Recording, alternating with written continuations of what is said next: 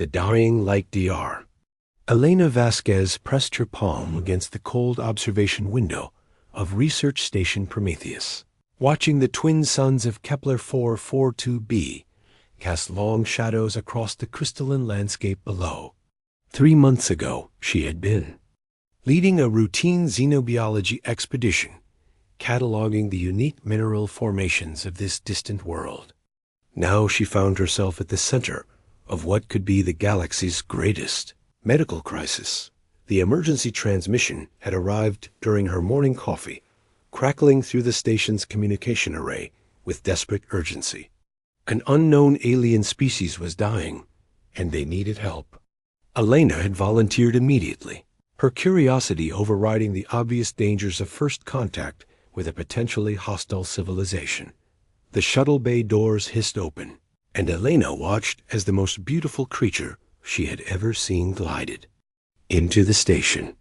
The being stood nearly 8 feet tall, with skin that seemed to shimmer with an inner light, shifting between deep blues and silvery purples.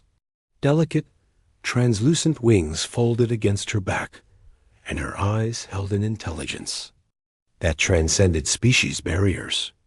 "I am Queen Lirelei of the Zephyrian Collective," the being spoke, her voice carrying harmonics that seemed to resonate directly in Elena's mind. "We have monitored your species from afar. Your reputation for healing and scientific advancement precedes you." Elena stepped forward, fighting to maintain her composure. "I'm Dr. Elena Vasquez. We received your distress signal. How can we help?" Lirelei's luminescent skin flickered, the light dimming noticeably. "My people are dying, Dr. Vasquez. A plague unlike anything in our recorded history is consuming us. Our greatest healers are baffled. We have exhausted every remedy our science can provide." Elena noticed the tremor in Lirelei's voice, the way her radiance seemed to pulse irregularly. "You're infected too, aren't you?" "I am," Lirelei confirmed, her elegant features showing strain. "The plague affects our bioelectrical systems. We are beings of living energy, Dr. Vasquez. Our bodies generate and store electrical impulses that power our civilization. But this disease is draining us, consuming the very essence of what we are." Elena's mind raced. As a xenobiologist, she had studied theoretical models of energy-based life forms, but she had never encountered one. The implications were staggering. "How long do you have?" "Weeks, perhaps days for those most severely affected. My people number in the millions across 12 worlds. If we cannot find a cure, the Zephyrian Collective will become extinct." Elena felt the weight of an entire civilization's survival settling on her shoulders. "I'll need to examine your people, study the plague's progression. Do you have medical facilities where I can work?" Lirelei's eyes brightened with hope. "We have prepared a research facility on our homeworld of Zephyros Prime. But I must warn you, Dr. Vasquez, the environment may be hostile to your physiology. Our world pulses with electrical energy that could prove dangerous to humans." "I'll adapt," Elena said without hesitation. "I've worked in hostile environments before. If there's a chance to save your people, I have to try." The journey to Zephyros Prime, aboard a Zephyrian vessel, was unlike anything Elena had experienced. The ship itself seemed alive, its walls pulsing with bioluminescent patterns that responded to the crew's movements. The Zephyrians moved with fluid grace, their forms occasionally flickering between solid matter and pure energy. During the 3-day voyage, Elena studied everything she could about Zephyrian physiology. Their bodies were marvels of bioelectrical engineering, capable of storing and channeling massive amounts of energy. They could communicate through electromagnetic pulses, manipulate technology with thought alone, and even achieve limited flight through electromagnetic field manipulation. "Your species is fascinating," Elena told Lirelei during one of their conversations. "The way you've evolved to harness electrical energy directly, it's revolutionary." "We are products of our world," Lirelei replied, her skin glowing softly in the dim cabin light. Zephyros Prime is rich in electromagnetic minerals. Over millions of years, we adapted to not just survive in this environment, but to thrive in it. The energy flows through us like blood through your veins. Elena made careful notes, building a mental model of how the plague might be affecting their unique biology. Tell me about the symptoms. How does the disease progress? Liralay's radiance dimmed as she spoke. It begins with fatigue, a dimming of our natural luminescence. Then comes the weakness, as our ability to generate and store energy fails. In the final stages, we become unable to maintain our physical form. We simply fade away. How long from onset to death? Perhaps 2 weeks for adults, less for children. Our youngest are the most vulnerable, as their bioelectrical systems are still developing. Elena felt a chill that had nothing to do with the ship's temperature. Children were dying while she struggled to understand a completely alien form of life. The pressure was enormous, but she pushed it aside. Panic would help no one. Zephyros Prime was a world of wonders. Cities of living crystal stretched across continents, their spires crackling with contained lightning. The atmosphere itself shimmered with electromagnetic activity, creating aurora-like displays that danced across the sky. Elena's environmental suit registered dangerous levels of electrical activity, but the Zephyrians had provided her with specialized shielding. The medical facility was a marvel of bioelectrical engineering. Walls lined with conductive crystals could channel and focus energy with surgical precision. Diagnostic equipment responded to thought commands, and the entire structure hung with purposeful energy. Elena's first patient was a young Zephyrian named Kale, barely past adolescence by their standards. His natural glow had faded to a barely perceptible flicker, and his parents watched with desperate hope as Elena began her examination. "The readings are incredible," Elena murmured, studying the data flowing across her instruments. "Your son's bioelectrical field is collapsing. It's like watching a star burn out." She worked through the night, taking samples, running tests, building a comprehensive picture of the plague's effects. The disease seemed to target the specialized organs that generated and stored electrical energy, causing them to malfunction and eventually shut down entirely. "It's not a traditional pathogen," Elena explained to Lirelai the next morning. "No virus, no bacteria, no toxin. It's something else entirely." "What then?" Lirelai asked, her own condition visibly worsening. Elena pulled up a holographic display, showing the microscopic structure of infected tissue. "It's a quantum disruption. Something is interfering with the quantum states that allow your cells to generate electrical energy. The effect cascades through your entire system." "How is such a thing possible?" Elena stared at the data, pieces of the puzzle slowly clicking into place. "Queen Lirelai, I need to know about your history. Has your species ever experimented with quantum manipulation technology?" Lirelai's expression grew troubled. "Long ago, yes. Our ancestors developed devices that could manipulate matter at the quantum level. But the technology was deemed too dangerous and was abandoned centuries ago. Where are these devices now? Sealed in the ancient vaults beneath the capital." "Why do you ask?" Elena's heart raced as the implications hit her. "Because I think one of them is malfunctioning. The quantum disruption pattern matches theoretical models of quantum decay fields. If an ancient device is leaking quantum interference, it could explain why your people are dying. The expedition to the ancient vaults was treacherous. The underground chambers were filled with dormant technology that hummed with residual energy. Elena's instruments detected massive quantum fluctuations emanating from the deepest levels. There, she pointed to a section of wall that seemed to shimmer with its own inner light.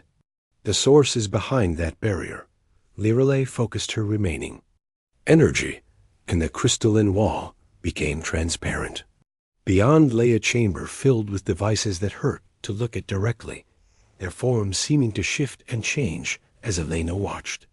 "The Nexus Chamber," Lirelei whispered, "our most sacred and dangerous technology." Elena approached the central device, a pillar of what looked like crystallized lightning. Her instruments screamed warnings as quantum fields fluctuated wildly. Around it, "This is it. The device is deteriorating, leaking quantum interference across your entire world. Can you stop it?" Elena studied the alien technology, her mind racing through possibilities. The device was beyond her understanding, but the principles behind its malfunction were not. "I can't shut it down, but I might be able to stabilize it. The quantum decay is creating a feedback loop. If I can introduce a counteracting frequency." She worked for hours, jury-rigging human technology to interface with Zephyrian quantum devices. The process was incredibly dangerous. One wrong calculation could amplify the quantum interference and kill every Zephyrian on the planet instantly. "Dr. Vasquez," Lirelei called weakly, "if you fail, know that we are grateful for your attempt. No species has ever shown such dedication to preserving life not their own." Elena looked up from her work, seeing the Queen's fading radiance. "I won't fail. I can't fail. Too many lives depend on this." The final connection was made with shaking hands. Elena activated the human-built quantum stabilizer and the ancient device's chaotic energy patterns began to smooth out. The quantum interference faded, and across the planet, Zeph ***. The sacred Bond Elena stood in the central laboratory of the Zephyrian research facility, surrounded by equipment that hummed with barely contained energy. 3 weeks had passed since her temporary fix had stabilized the quantum interference. But she knew time was running out. The human-built stabilizer was already showing signs of strain, its crude components struggling to contain forces they were never designed to handle. "The degradation is accelerating," she reported to Queen Lirelei, who had insisted on helping despite Elena's protests about the danger. "My calculations show we have perhaps 5 days before the stabilizer fails completely." Lirelei's form flickered with concern, her bioelectrical field pulsing in patterns Elena had learned to recognize as deep thought. "And your permanent solution?" Elena activated a holographic display showing the quantum structure of the ancient device. "The problem isn't just the malfunction. The entire quantum matrix is unstable. It's been slowly degrading for centuries, probably since your ancestors first sealed it away. Then we should destroy it." "We can't," Elena said, highlighting critical connection points in the display. "The device is quantum entangled with the fundamental structure of your world. Destroying it would cause a cascade failure that could shatter the planet's electromagnetic field. Your entire civilization would collapse." Lirelei's radiance dimmed. "With understanding. Then we are trapped between death by plague and death by catastrophe." Elena turned to face the Queen, her eyes bright with determination. "Not necessarily. There's a third option, but it requires something that's never been attempted before. A permanent quantum bridge between human and Zephyrian consciousness." "I do not understand." Elena pulled up new data, showing brain scans and bioelectrical readings. "Humans generate electrical impulses too, just much weaker ones. But our neural networks are incredibly adaptable. If I could link my consciousness directly to your quantum systems, I could serve as a living stabilizer. The risk to you would be enormous." "The risk to your entire species is greater," Elena replied without hesitation. "But I've been studying your bioelectrical patterns. I think it's possible. Your people have technology that can bridge consciousness across quantum states. The Nexus protocol you mentioned." Lirelei's form went completely still. "The Nexus protocol is our most sacred technology. It allows two consciousness to merge completely, sharing thoughts, memories, experiences. It has never been used between species, because it's never been necessary before." The Queen moved closer, her electromagnetic field causing Elena's instruments to flicker. Dr. Vasquez, you do not understand what you are proposing. The Nexus Protocol creates a permanent bond. Your consciousness would be forever linked to mine, to our entire collective. You would experience our thoughts, our emotions, our very existence. And we would experience yours. Elena felt a chill of fear, but pushed it aside. What would happen to my human identity? It would remain, but it would be part of something larger. You would become the bridge between our species, able to understand both human and Zephyrian perspectives simultaneously. Elena studied the quantum readings, her mind racing through the implications. And I could stabilize the ancient device permanently? Yes, your human adaptability combined with our quantum manipulation abilities could create a stable interface. But Elena, Liralei's voice carried harmonics of deep concern. There would be no going back. Once joined, we could never be separated. Elena thought of her life on Earth, her research, her family. Then she thought of the millions of Zephyrians. Who would die if she failed? The choice was clear. I accept. The preparation for the Nexus Protocol took 2 days. Elena underwent extensive medical evaluations, while Zephyrian technicians prepared the quantum interface chamber. The process would be conducted in the heart of the ancient vaults, where the quantum fields were strongest. Your brain patterns are fascinating, Dr. Thyrell, the chief Zephyrian scientist, observed as he studied Elena's neural scans. Human consciousness is far more chaotic than ours, but also more adaptable. This chaos might actually be beneficial for quantum stabilization. Elena lay on the interface platform, surrounded by crystalline structures that pulsed with inner light. Liralee occupied a similar platform nearby, her form already beginning to phase in and out of the visible spectrum as she prepared for the linking process. Are you ready? Liralee asked, her mental voice already beginning to blend with Elena's thoughts. As ready as anyone can be for something impossible, Elena replied, trying to inject humor into her fear. The activation sequence began with a low harmonic hum that seemed to resonate in Elena's bones. The quantum fields around them intensified, and Elena felt her consciousness begin to expand beyond the boundaries of her physical form. The first contact was overwhelming. Elena's human mind crashed into the vast collective consciousness of the MA. Zephyrian people experiencing millions of individual thoughts and emotions simultaneously. She felt herself fragmenting, her individual identity dissolving in the cosmic symphony of alien minds.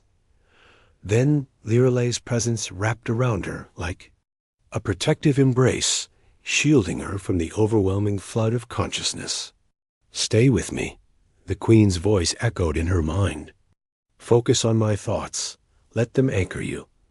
Elena fought to maintain her sense of self, using her training and determination to create a stable core of human consciousness within the alien collective. Gradually, she began to adapt, her brain's natural plasticity allowing her to process the vast array of Zephyrian thoughts without losing her own identity. The integration was unlike anything she had imagined.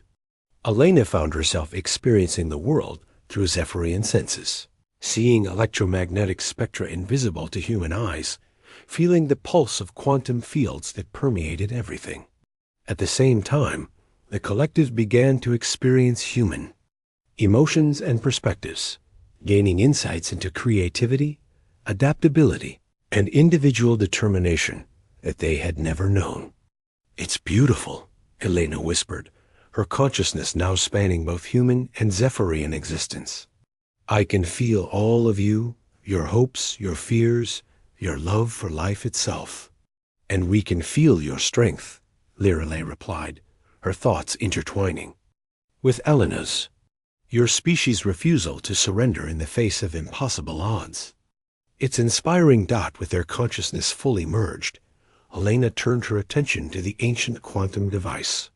Through Zephyrian senses, she could perceive its true nature, not just a machine, but a living quantum entity that had been slowly dying for centuries. The device was in agony, its quantum structure collapsing under the weight of its own complexity. "I understand now," Elena said, her human intuition combining with Zephyrian knowledge. "The device isn't malfunctioning. It's lonely. It was designed to be part of a network, but it's been isolated for so long that it's forgetting how to maintain its quantum coherence." Elena extended her consciousness toward the device, her human empathy allowing her to connect with its quantum awareness. The device responded with something that could only be described as joy, its chaotic energy patterns stabilizing as it finally found a consciousness that could understand its nature. "I'll stay with you," Elena promised the quantum entity. "You'll never be alone again." The stabilization was immediate and permanent. The quantum device's energy patterns smoothed out, its interference with Zephyrian bioelectrical systems ceasing completely. Across the planet, the remaining traces of the plague vanished as Zephyrian bodies returned to full health. But the true miracle was what happened next. Elena's consciousness, now permanently linked to both the quantum device and the Zephyrian collective, began to bridge the gap between human and Zephyrian understanding. The two species, so different in their fundamental nature, began to communicate in ways that transcended language. "You have given us more than just a cure," Lirelei said as they emerged from the interface chamber. "You have given us a path to true understanding between species." Elena smiled, her perception now encompassing both human and Zephyrian perspectives. "And you've given me something equally precious, the ability to experience the universe through completely different senses. I can see quantum fields, feel electromagnetic currents, experience the collective joy of an entire species." The transformation was not without its challenges. Elena had to learn to balance her human individuality with her new role as part of the Zephyrian collective. There were moments of disorientation as her consciousness struggled to process alien concepts, and times when she felt overwhelmed by the sheer scale of the collective mind. But she adapted, as humans always did. Her consciousness became a bridge between worlds, allowing human and Zephyrian scientists to collaborate in ways that were previously impossible. The combined knowledge of both species led to breakthroughs in quantum physics, bioelectrical engineering, and consciousness studies that neither could have achieved alone. "What will you tell your people?" Lirelei asked as they stood together in the royal gardens, watching the aurora-like displays that danced across Zephyros' prime sky. Elena considered the question, her enhanced perception allowing her to see the beauty of the electromagnetic patterns in ways no human had ever experienced. "I'll tell them that humanity has gained something more valuable than any technology or resource. We've gained true friends among the stars. The first human Zephyrian, J**.